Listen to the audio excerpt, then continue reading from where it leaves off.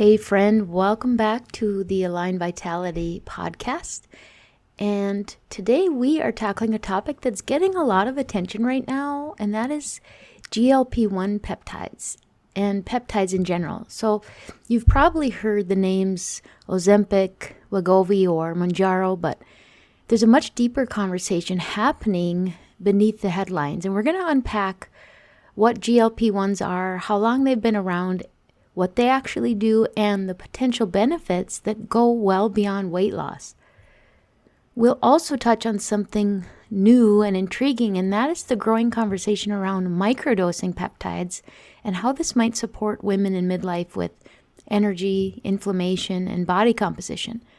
And I'll share a bit about my own experience as I've started learning and experimenting with some peptides myself. So let's dig in. Do you want to recharge your energy, renew your mental clarity, and rebalance your hormones? Well, you are in the right place. Welcome to Align Vitality, the podcast that offers faith and functional health strategies for high-achieving, health-conscious professional women in midlife. I'm your host, Tanya, a certified functional health practitioner, leadership coach, and fellow midlife woman who knows what it's like to look strong on the outside while struggling silently on the inside. Here, we get real about anxiety, brain fog, belly fat, burnout, and hormone challenges that women face in perimenopause. And more importantly, we talk about the path to healing. Each week, you'll find practical strategies and faith-fueled encouragement to help you restore your God-given energy, peace, and joy. If you're ready to stop pushing through and start thriving in the abundant life you were created for, let's get after it. This is Align Vitality. Now, before we get into the science, I always want to be clear about one thing. This episode is for education and awareness. It is not medical advice. I am not a prescriber, and any medication or peptide should only be used under the guidance of a licensed physician. Now, that said, my goal here is to give you good information so that you can make informed decisions about your own health without hype, fear, or guilt. We're all trying to build energy and longevity that actually lasts, right? So let's start simple. GLP-1 receptor agonists, or GLP-1s, are medications that mimic a natural gut hormone called glucagon-like peptide 1. You are probably more familiar with the FDA-approved brand names like Ozempic or Mounjaro. Here's what the glucagon-like peptide 1 hormone does in the body. It helps your pancreas release insulin when your blood sugar rises. It helps your liver slow down glucose output when you don't need it. It slows digestion, so it helps you feel full longer, and it communicates with your brain's appetite centers to reduce cravings and overeating. The first GLP-1 medication was actually approved in 2005 to help manage blood sugar in people with type 2 diabetes. So this goes way back to a lizard, y'all. In the 1980s and 90s, researchers studied the venom of the Gila monster, and they discovered a peptide in the venom called exendin 4, which is similar to the human hormone GLP-1 but has a much longer half-life. This discovery sparked interest in developing a new class of drugs for the treatment of type 2 diabetes. So in 2005, a synthetic version of exendin 4 called exenatide was approved by the FDA as the very first GLP-1 mimicking drug. So building on the success of exenatide, scientists worked on creating even more effective and convenient medications, and they modified the structure of the exendin 4 molecule to create semaglutide, which is a more potent GLP-1 receptor agonist.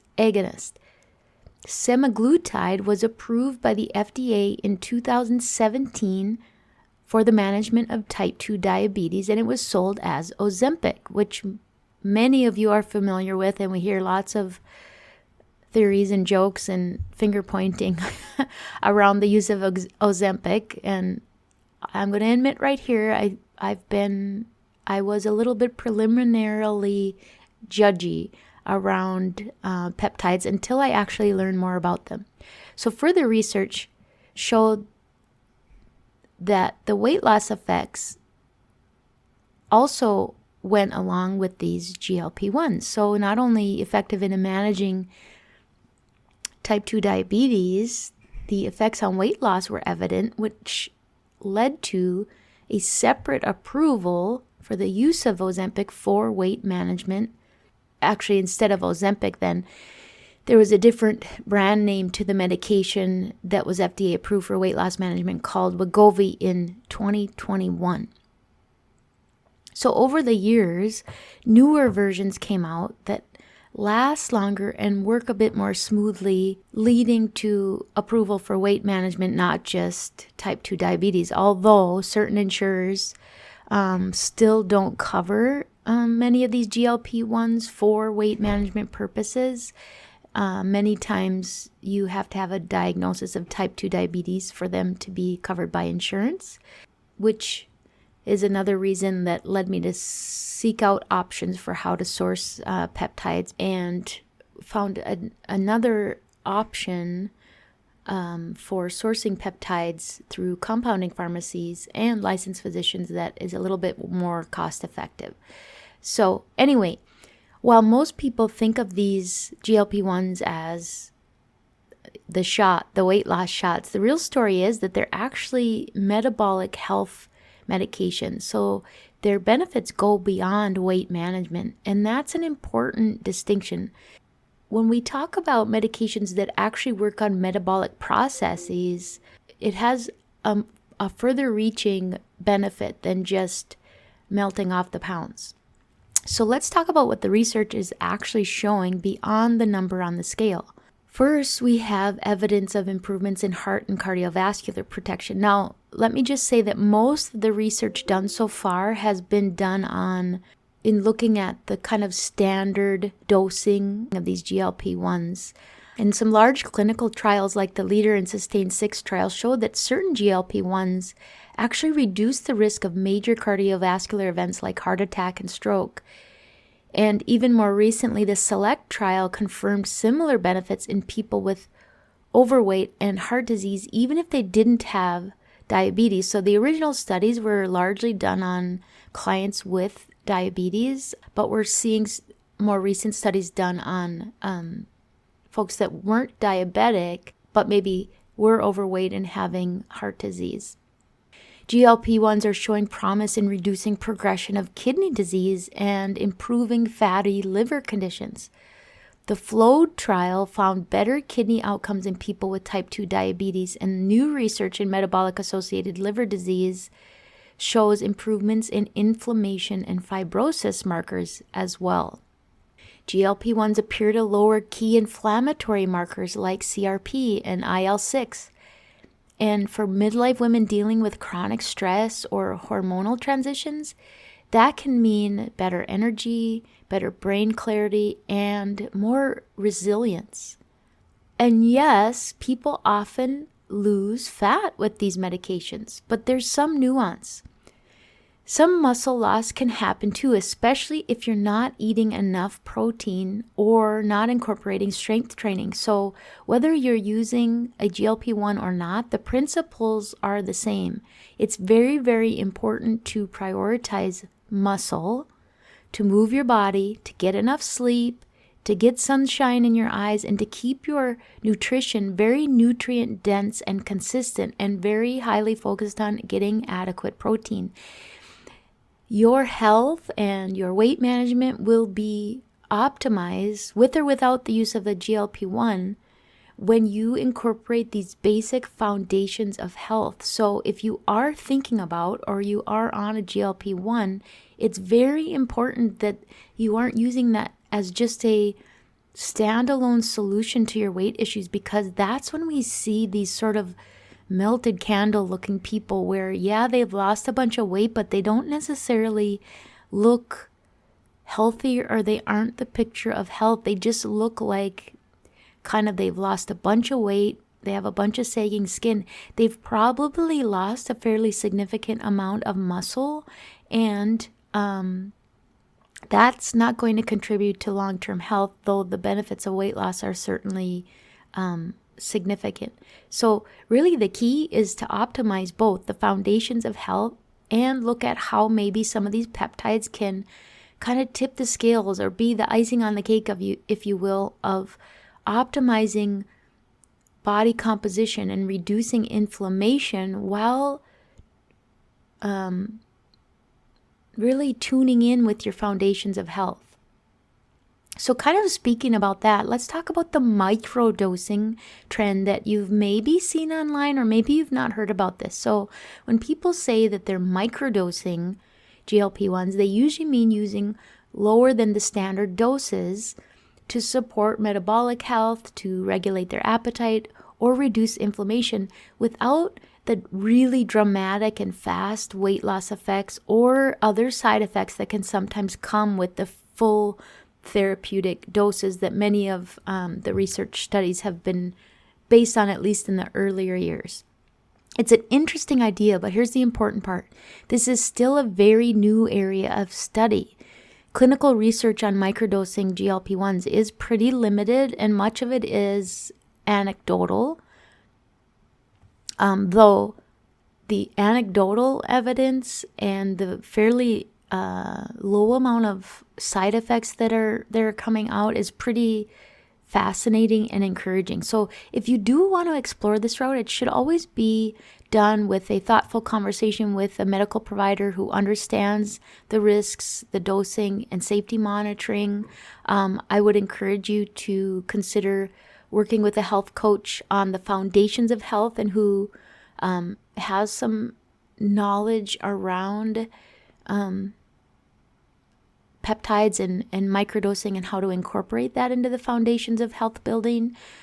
I've been doing a lot of digging and researching and actually taking a additional course in peptides to really be able to best inform my clients as to whether and how peptides might be a really great adjunct to their health building process. So the takeaway is that these medications can be really helpful tools. They aren't magic, although honestly, to some degree, they're magic in compared to other things that we've tried for years. It seems like they work best when they're layered with good nutrition, strength training, sleep, stress regulation, and overall lifestyle balance. So now I want to share a little about my own experience. I haven't talked much or at all about this on the podcast because I was kind of holding back and wanting to just learn and trial a bit on myself first. And so over the past, month or so, I've been exploring the science. I've been exploring this science over the past several months and some personal experience in the use of peptides, specifically tirzepatide, which is a GLP-1 and GIP dual agonist, and more recently, the NAD plus injectable peptide. And I'm really approaching this from a longevity and an energy standpoint, not as a quick fix. My goal is to support mitochondrial health. So mitochondria are the little things that really are the energy, they're the engines of our bodies at a cellular level. Like they're in charge of sort of producing energy. So my goal is to support my mitochondrial health, improve recovery, and help my body manage stress and inflammation more efficiently. So far, I've been super encouraged by what I'm experiencing. And especially since I've paired the two peptides, I will tell you that at first I tried the kind of a low but standard starting therapeutic dose of the tirzepatide, and it was too much for me. It's true. You absolutely will lose weight because I had zero appetite.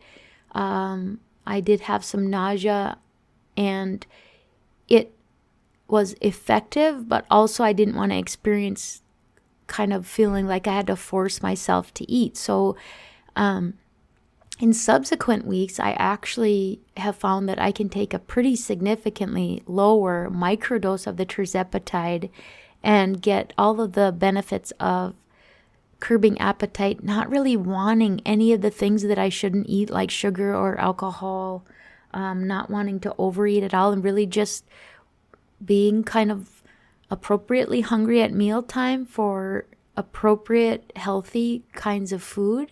It's really turned down, and you'll hear this a lot, it's kind of turned down or really shut off the food noise that I've had all or most of my life. I told you on the last episode that I struggled for a number of years with disordered eating, particularly bulimia, and sort of that binging purging cycle. And this is like a game changer in terms of eliminating that desire to binge completely. It's really pretty remarkable. But I did feel a little bit lower energy, not so much as I got to kind of what feels like a more fine-tuned, appropriate microdose for myself. But still, I was feeling like a little bit lower energy than I had. And so I wanted to stack or add the NAD plus peptide, which really our body makes NAD plus. But as we age, like most other things, we make less of it. And really, it works on cellular energy, mitochondrial energy, focus. So it really helps with energy, brain fog, mental clarity, focus. So I more recently added that. So now I'm using the two peptides, the tirzepatide and the NAD plus, and it seems like a golden ticket with the two combined, because almost immediately when adding the NAD plus, I had better energy, better focus, more stable energy. I felt more actually stronger and more tolerant of my workouts.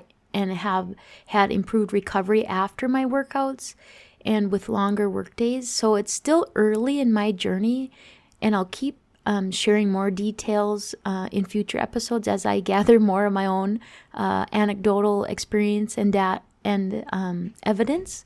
But I'm really, really encouraged with the microdosing of the tirzepatide and the NAD plus to get both the sort of weight and body composition optimization as well as the energy and brain clarity combination. It's pretty danged exciting. Because peptides require a prescription, I've now partnered with a telemedicine provider that I've personally used and I really trust. So far, I've had excellent experience. They have great customer service. They have a lot of educational resources. They have like webinars happening all of the time to provide the latest and greatest on research and anecdotal evidence on effectiveness of different peptides. And so through that partnership, I can now help my clients access high-quality compounded peptides through licensed medical providers. I've also been, like I said, expanding my education around peptide science so that I can help my clients understand how these tools work, not to replace foundational health habits, but to complement them. My role, again, is not to prescribe or diagnose. It's to educate, to connect, and to empower. I help women learn how to optimize their health safely and then refer them on to medical professionals for anything that is out of my scope and requires a prescription and the following of a licensed medical doctor. So if you're curious about peptides or you would like to learn more about the telemedicine provider that I work with, you can reach out through my website contact page, or if you get our weekly newsletters, you can reply to one of those. I'm always happy to share more information and connect you with credible, safe options to explore. Or if you're interested in peptides and your own kind of foundational health building journey, please just schedule a free discovery call and let's chat. Let's see, what you're looking to accomplish and whether working with me might be the right option for you. For those of us in midlife, all of this information connects to something deeper, our energy, our confidence, and how we show up every day. Hormonal changes, stress, and time pressure can make it harder to feel like yourself. Medications or peptides may help in some cases, but they'll never replace the basics. Balanced nutrition, resistance training, quality sleep, stress management, and time for rest and reflection. Those are the levers that move the needle the most, and they create the foundation that any additional intervention just builds upon. So whether you're exploring peptides or not, the goal is the same: to feel stronger, to be clearer, and to feel more capable of living the life you've been called to lead. So here's a quick recap before we wrap up. Number 1, do your research.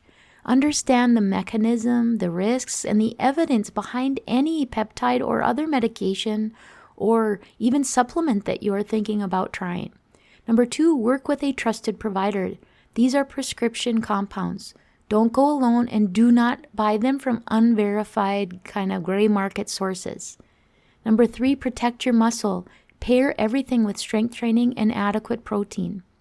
Number 4, prioritize your foundations of health. Sleep, nutrition, hydration, stress regulation. All of this comes first. And number 5, stay curious and cautious. The world of peptides is so exciting, but it's also evolving. Lead yourself with wisdom, not hype. Just educate yourself. Get curious.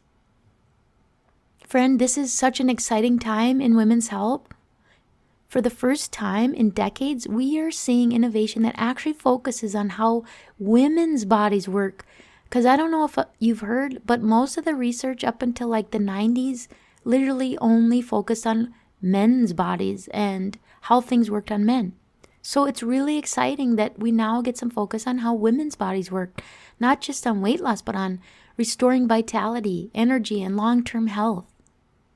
Again, if you're curious about peptides, functional lab testing, or ways to optimize your energy in midlife, you can reach out through my website at alignedvitalityhealth.com. I'm always happy to share education and help you connect with trusted professionals. And if you found today's episode helpful, please subscribe, follow the show, share it with a friend, and it would be awesome if you would leave a quick written review, because it really helps more women find the show and start their own journey toward aligned vitality.